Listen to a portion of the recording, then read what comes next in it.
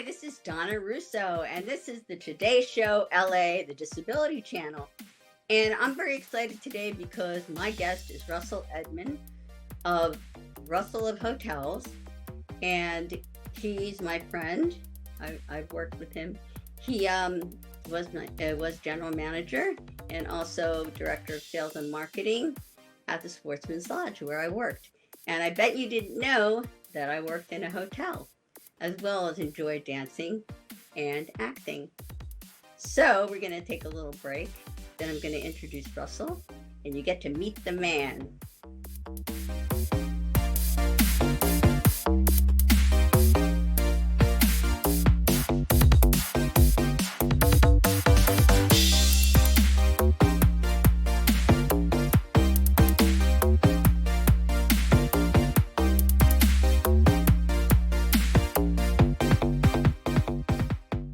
Hi, Russell. How are you? I'm good, D. Roos. How are you? Good. Oh, for those of you that don't know, D. Roos is a nickname that Russell gave me when we worked together. Russell, I'd love to introduce you as Russell Edmond, founder and owner of Russell of Hotels. And he has a talk show, Russell of Hotels on Air. He is the man with the expertise in the hotel biz. He started out as housekeeping, and then the front desk, and then restaurant management, and then sales and marketing, director of sales, and GM, which is where I know him from, the Sportsman's Lodge Hotel, and had the pleasure to work under his direction and his focus. Loved it. And today we're going to talk about how we can make it easy for people with disability to check into a hotel, and how the hotels, on the hotel side, what they can do to make our guest stay very easy and seamless, well, as much as we can. But I'd like to start out with this question. What is the best way to start off booking a hotel reservation? Do you advise on third-party bookings, or what? I know what you're going to say. So, and I'm going to agree with it. So I'll let you take it away. All right. Well, thank you. First of all, thank you so much, Donna, for allowing me to come on and talk from a hotel perspective, as far as, what we need to look out as far as, people with disabilities and things like that.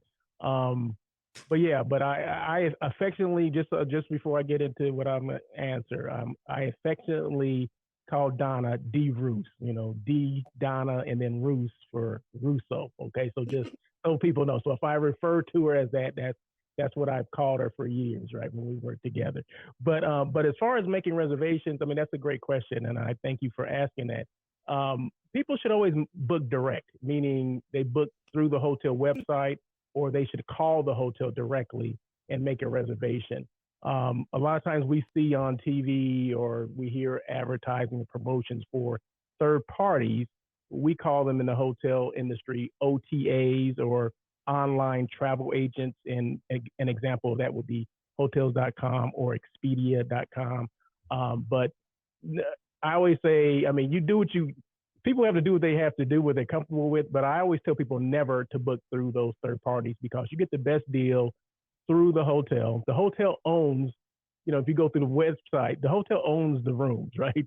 The third parties, Expedia, hotels.com, don't own the room. So what I mean by that is, if there's issues that arise during your stay, or maybe even prior to your stay, it's best to deal directly with the hotel. So if there's issues that will arise, that do arise, you go directly to the hotel because you book through the hotel.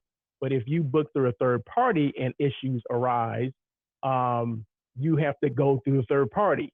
And then the third party goes back to the hotel. Hotel goes back to the third party, and the third party comes back to you. So why not just cut them out altogether? And for people for when they say that all the best rates are on, Expedia or hotels.com, no, they're not. The best rates are not on there. The best rates are with the hotel. And you don't know that you may get other perks, like free, internet use or free Wi-Fi, or you get your points. So if you're happen to be a Marriott Bonvoy member or Hilton Honors member or whatever, you're assured that you will get those points. If you go to the third party, you're not assured to get those points. So always book direct. Thank you for asking, Donna. I knew you were going to say that. And this is important too, because you need to talk to the hotel and communicate to them what it is you need in your room, whether it's a walk-in shower or make sure those handlebars are there so you can get up and down from the seated toilet situation. But you got to tell the hotel those needs, communicate it to the reservationist and the front desk so they can put it in their computer notes, and they can hopefully communicate it to the next shift or the person that will be checking you in. And also, it's good to ask the hotel to send you a picture so you can see what the situation looks like, in the use of the bathroom area, the sinks, that they should have handles that are easy to operate. A lot of the hotels, there was a upgrade in 2010, but a lot of the hotels are not there yet.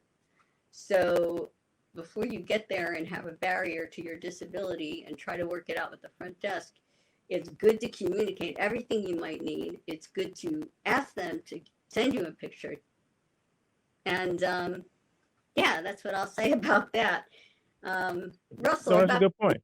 Yeah, go ahead. Those are good points, because just like, you would request a featherless pillow or something like that, you have to let the hotel know exactly what you need, and don't shy away from telling, this is my issue, or this is the disability that I may have, because then that way they know and they say, okay, we need to make sure this person has a roll-in shower, or we need to make sure that there's a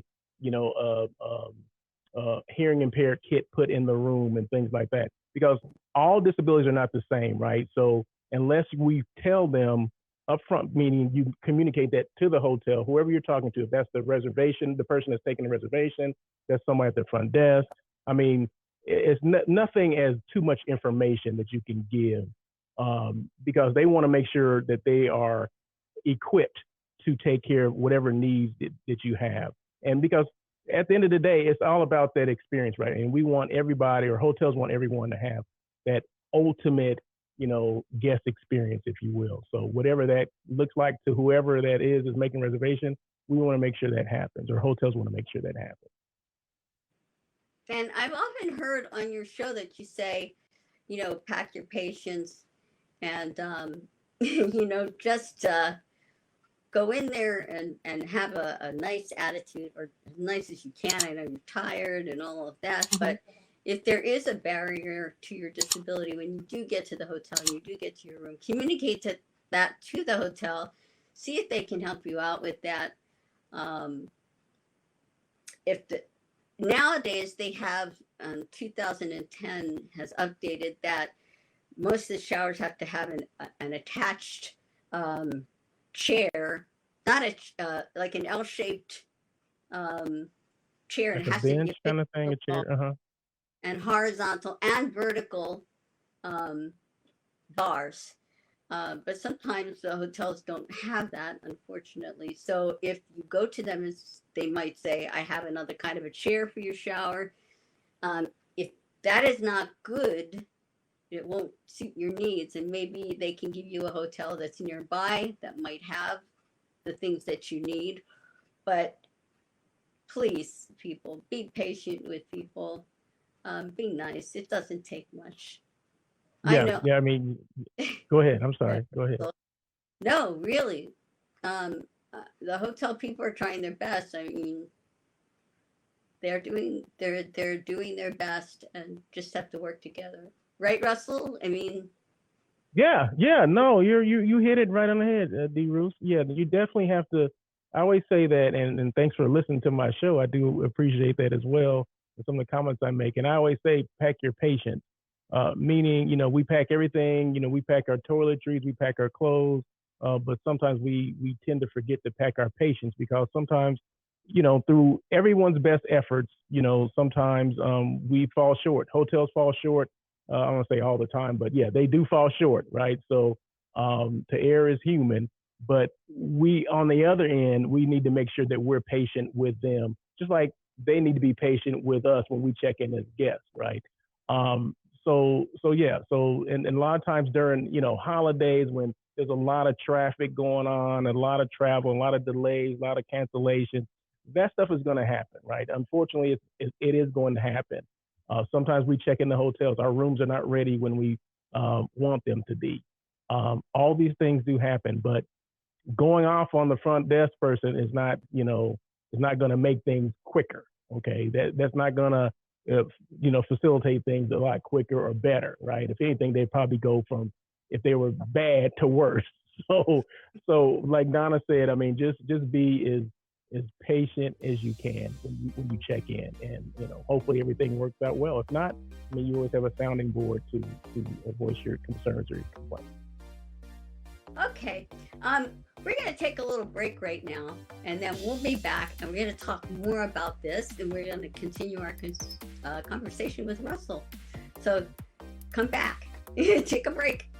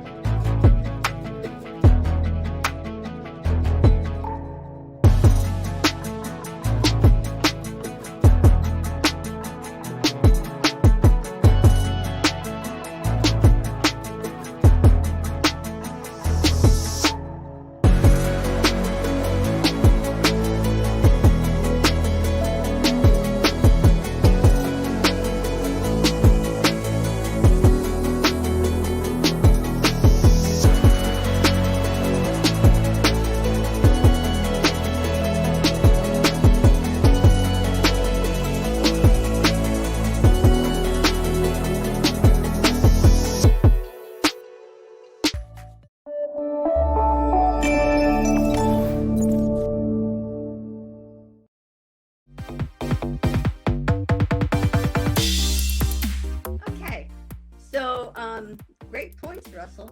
On both ends, we need to be patient and help each other out. And if there is something that you really feel needs to be fixed for other people who might come to the hotel with a disability, I suggest, writing a letter, informing the hotel of what's going on and how they can help it out and fix it.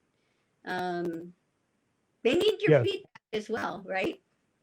Yes. Oh, definitely, because no one's perfect. No operation is perfect. Unfortunately, like I said a while ago, even with your best efforts, sometimes you do fall a little short.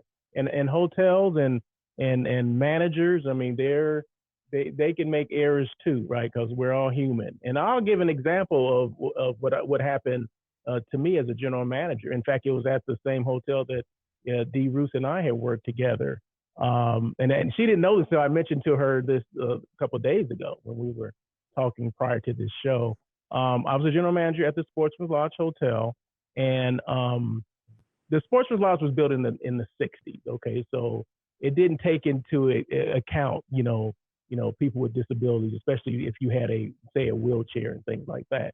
So when you walk through the front desk, there were steps that you had to go down to get to the front desk. Well, in lieu of, I guess, maybe changing everything in the lobby, what they did was they put a phone, we call it a house phone, outside under the porte cochere or the main entrance of the hotel. So anybody could walk up to the front, anyone that needed assistance could just walk up and pick up the phone. The phone would have a direct dial to the front desk, and the person would pick it up and say, okay, I need assistance with checking in. Okay, and then they would, that would direct them to come out and, get information from you and kind of direct you to where you can come into the hotel or enter the hotel. Well, what I found out through someone that was trying to utilize it, that the phone didn't work. So, and it was not, for whatever reason, it wasn't on our checklist. It wasn't on my checklist.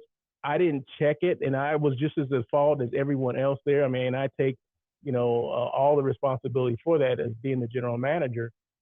That the phone didn't work. Okay, so someone that had a disability to, they needed assistance, and we fell short on that. And as a result, the hotel, we got in trouble for that. We got there's a lawsuit, and we had to settle with it. The hotel ended up settling for a good amount of money because we didn't have that. And those are things that hotels need to take. I mean, I'm speaking from experience right now. So, and like I said, I fell short of that. And from that point on, first of all, we made sure that phone worked. We made sure everyone was trained on what to do if that phone did ring and someone did answer and someone did need assistance. But it came at a hefty price for us because we fell short on that. So moving forward, for hotels, like I said, I speak from experience. This has happened to me, and it's important that hotels do everything they can to make sure that these things don't happen to anyone else. If that means we have to walk our property and we have to envision ourselves as, having a disability and what that person would have to go through to get to this point, right? So those are the things that after that, I made sure that those things, were in place. And then even from that hotel, when I went to my last hotel, we made sure that things were, in place. And because now I have a heightened awareness of it, right? Right. So all it takes is one experience for, and hopefully that person learns from it. And then, because I've been to 14 different hotels, right? So it's important that the things that I learned in Hotel 1 go all the way to Hotel 14, right? So whatever those things are, your good managers will remember that and will apply it to the next hotel that they go to, or make sure their staff are trained on what to look for and some of the obstacles that can be there for people, with disabilities.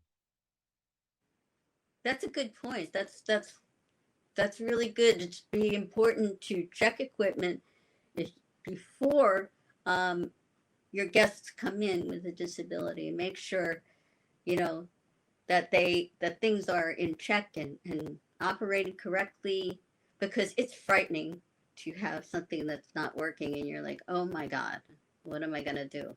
Because you're not mobile. So that's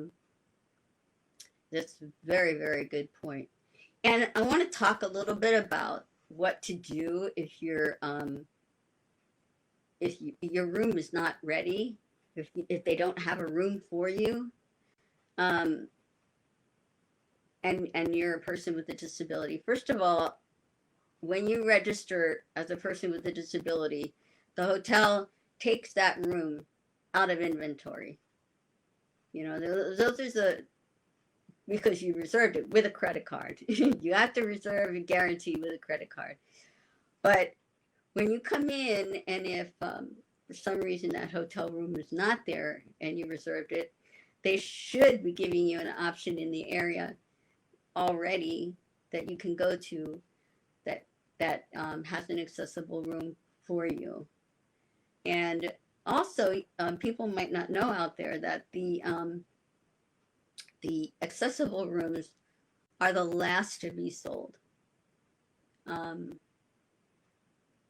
and I just wanted to point out that the hotel should have other arrangements for you um, nearby, because you're supposed to have a room when you came in.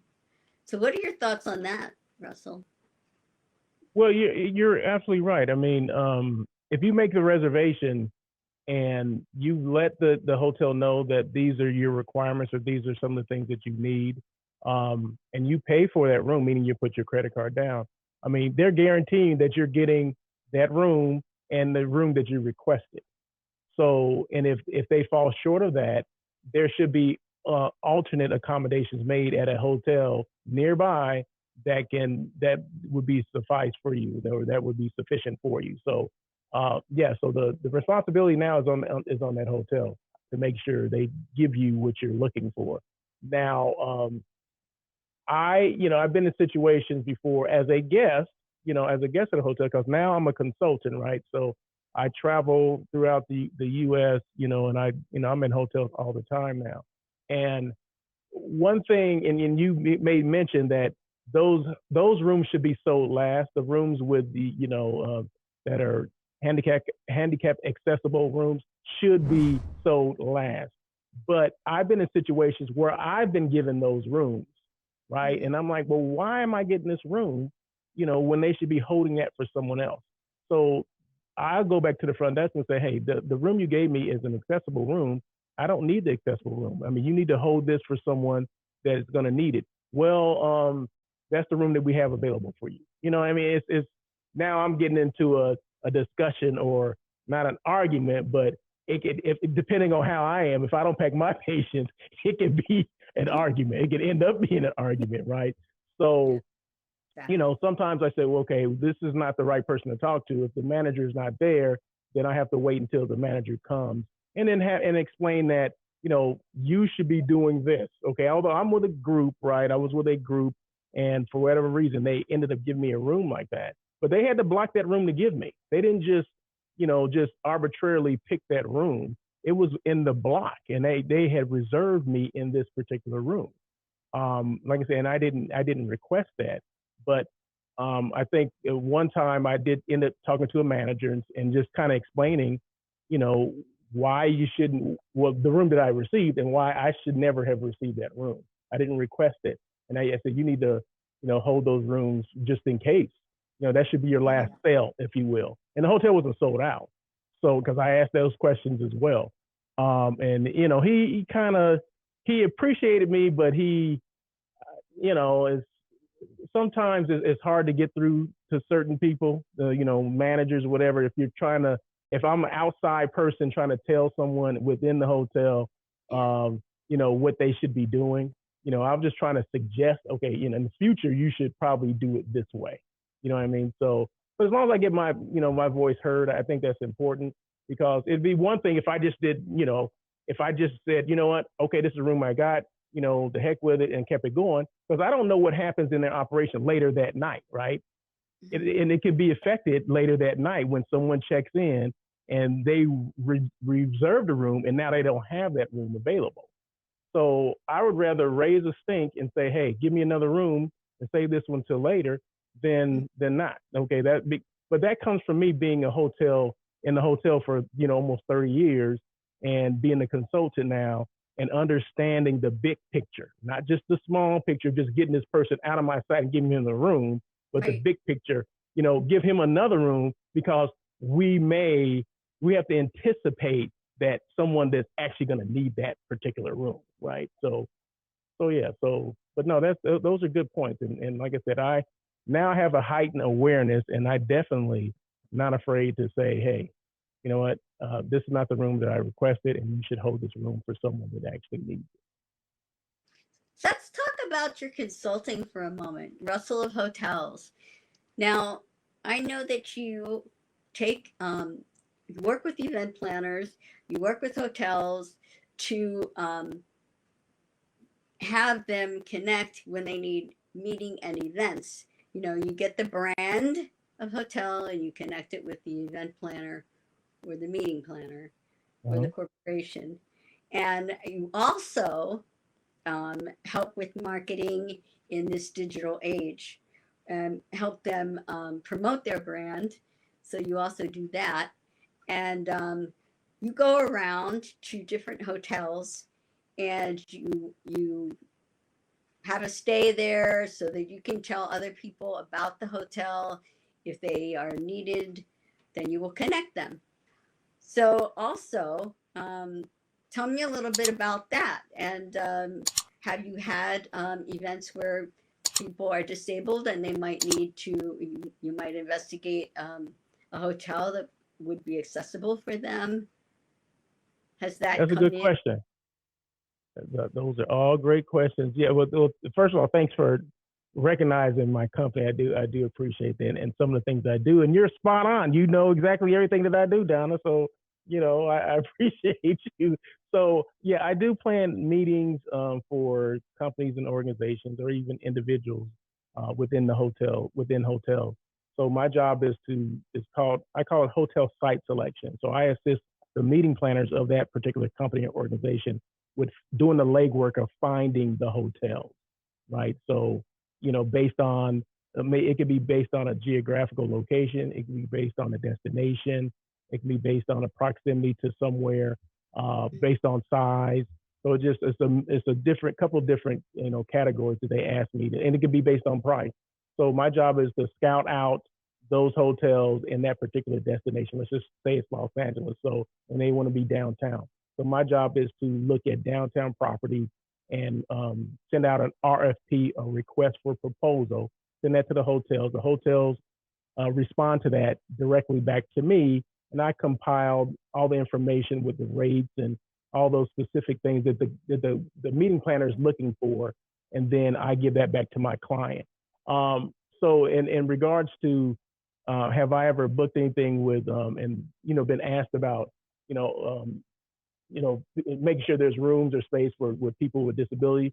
No, I have not specifically, but that's an extra question that I always ask, because sometimes the meeting planner doesn't know all their attendees, and they're not aware if they may have certain disabilities or anything like that. But I make sure that I do ask those questions just in case they need that, because like I said, I come from a place where we had to do that, or we should have done that. So like I said, I mentioned this again, I have a heightened awareness of that. So I make sure that it's easy, especially if it's a hotel where I can go into, meaning sometimes these hotels they could be in the same city, or they may be in other cities, and I don't do site inspections at every hotel. So I did a group in the summer that was in Florida. Now I was not able to go to Florida, so I had to rely on the staff to tell me the layout of that hotel. Right Mm-hmm. now, if I'm able to go myself, then of course I'm going to look and see. I'm going to follow the path from guest rooms to the meeting rooms to see how easy or how difficult it could be for somebody that may have a disability to get there. And I always want to make sure that the hotels are not grand hotels, meaning they're not huge. They're not like let's say the Westin Bonavich or downtown, which is 1,300 rooms, 100,000 square feet of meeting space. That's a huge footprint, right? And it's hard for anyone to maneuver some of the places getting around that hotel. So let alone someone with a disability. So I have to make sure that I'm cognizant of that fact, just in case it does come up. But it has not come up where they're asking for specific things. But during my career and as a sales manager, I remember hosting a group at my hotel. This group was from Gallaudet University, which is a university in Washington, D.C., where I think 100% of their students are hearing impaired. So we had to take into account those things. And that's when I found out about the hearing impaired kits that hotels have to have, because we had to order a bunch of those. We had to order, I think I had like 50 people that were hearing impaired, right, at least. And I had to order at least 50 of those. We had to have those on hand. We had to test them to make sure they worked. We had to install them. So we had the rooms that were blocked out, we had to make sure that those things were installed and that they were working. And being a salesperson, normally you would just rely on, okay, engineering or front desk to take care of it, right? The front office or front desk staff to take care of it. But because I had never done it before, I wanted to be involved in it. I wanted to see how it all worked, because I had a client, right? So the client wants to know what the steps were. So I wanted to make sure, not rely on my engineer to tell me or the front office manager to tell me. No, I wanted firsthand information that, okay, this is how we set it up. They work, and this is how they work, and whatever the steps were, or whatever the results of the steps were, I wanted to be able to communicate that to my client. And I was able to do that. And the meeting went out without a hitch. I mean, it was great. Everything worked out really well. But that was because I applied myself. I made sure I became the expert at that time on what was going on. And it's the same thing that I do now as a hotel site selection person. On the other side, make sure that, clients that do need it, if they do ask, I've already taken the steps to ensure that if there's a client that does have a disability, identify what that is and make sure that, those things are taken care of. That's great. And I just want to say one thing that there's a site called wheelchairtravel.org. It's got a lot of information that might be helpful for those listeners here. Also, when you mentioned about the rooms, there's a chart there that tells you how many rooms the hotel has, how many rooms should be for should have kits in them for hearing and blind, and they tell you how many rooms should have roll-in shower, how many should have tubs with the grab bars. So there's a specific number of rooms with a specific hotel count for the different requirements for disability. So I want to take a little break again now, and then we're going to wrap it up with Russell, my good friend, and we're going to ask him to give us his social media handles so we can get in touch with him. So give me a second, and we'll be right back. Don't go away.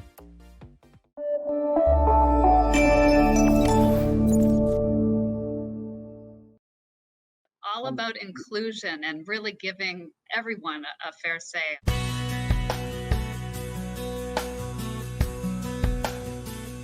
Welcome to the Today Show. This is our flagship show. I am Unstoppable Tracy. I am Zach Damon. It is a pleasure to be here. I am excited. What is up? We have a great show today. Jay Stoyan here for the Disability Channel, the world's only inclusive channel for and by persons with disabilities. Get ready to be inspired, everyone. We have people watching from all over the world, but also all over Ontario. We also take a concerted attention in the veterans community. In moments of stress and trauma, we can get a hold of ourselves. To help make a difference for people with disabilities, to show people how to love themselves or their disability. I appreciate it. I appreciate you guys having me, giving this platform for myself and other people with disabilities. Thank you so much, folks, for joining us for this episode of the Disability Channel Detroit. Please tune in next time.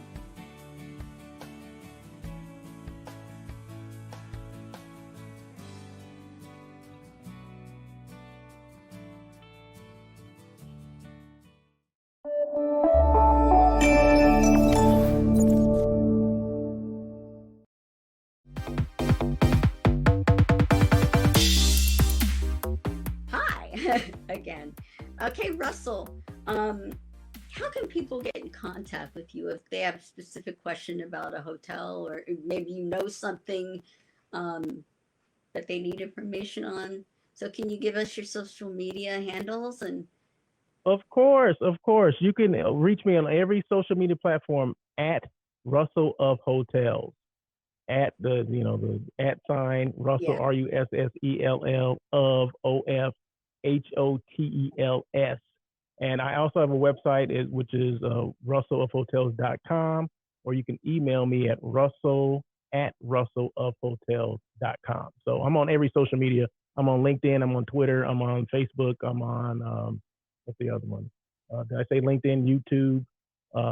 Yeah. So I'm on and Instagram. So I'm on every social media handle platform. And your talk show live. I can talk about that. I can mention that too. I have a talk show that comes on every Tuesday at 1:00 Pacific Standard Time here in Los Angeles. It's live on LinkedIn and it's live on YouTube, and it's called On Air with Russell of Hotels. So we talk about everything hospitality, the good, the bad, the ugly of hospitality. So it's I've been doing it.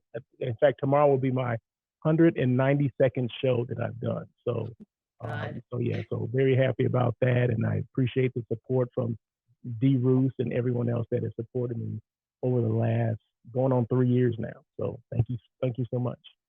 Well, congratulations. And I want to say thank you for being aware of the needs of guests that might have a disability to come into hotels. Now you have I'm so glad you have such a heightened awareness, and that's what we need in this world, is people understanding and being empathetic to other people. You never know when someone walks into that hotel, you know, their parent might be sick.